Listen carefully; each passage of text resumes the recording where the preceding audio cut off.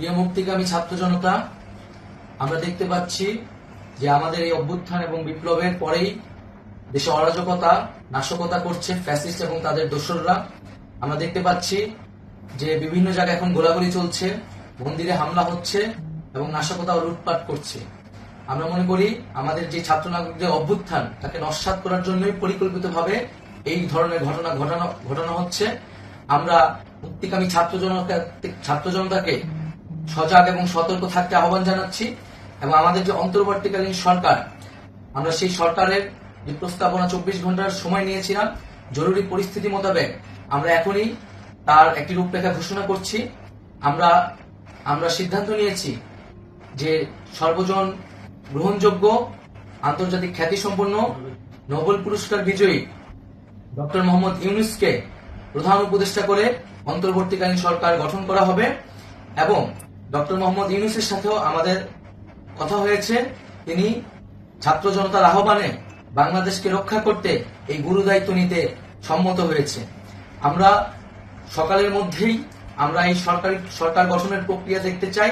রাষ্ট্রপতির কাছে আহ্বান থাকবে যে দ্রুত সময়ের মধ্যে ডক্টর মোহাম্মদ ইউনূসকে প্রধান উপদেষ্টা করে অন্তর্বর্তীকালীন সরকার গঠন করা হোক এবং এই অন্তর্বর্তীকালীন সরকারের বাকি সদস্যদের নামও আমরা সকালের মধ্যে ঘোষণা করব।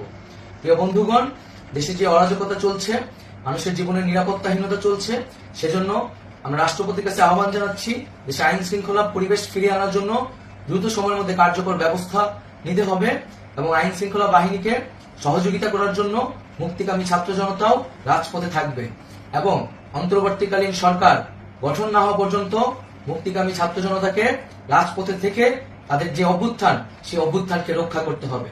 প্রিয় বন্ধুগণ, আমরা রক্ত দিয়েছি, শহীদ হয়েছি। আমাদের যে প্রতিশ্রুতি একটি নতুন বাংলাদেশ গঠন করার জন্য সেটিকে আমাদের অবশ্যই বাস্তবায়ন করতে হবে এবং অবশ্যই ছাত্র জনতার প্রস্তাবিত সরকার বাদে কোনো ধরনের সরকার কিন্তু মেনে নেওয়া হবে না। আমরা বলেছি কোন ধরনের সেনাশাসিত সরকার অথবা সেনা সমর্থিত সরকার অথবা এই ফ্যাসিস্টদের দোসরদের কোন বি টিম সরকার কিন্তু আমরা মেনে নেব না। কোন গণবিরোধী সরকারকে মেনে নেওয়া হবে না। ছাত্র জনতার অভ্যুত্থানকারী যে প্রস্তাবিত সরকার অন্তর্বর্তীকালীন সরকার, যেটা আমরা সিদ্ধান্ত উপনীত হয়েছি ডক্টর মোহাম্মদ ইউনূসকে প্রধান উপদেষ্টা করে এই সরকার গঠন করা হবে, সেই সরকারকেই বাস্তবায়ন করতে হবে অবিলম্বে।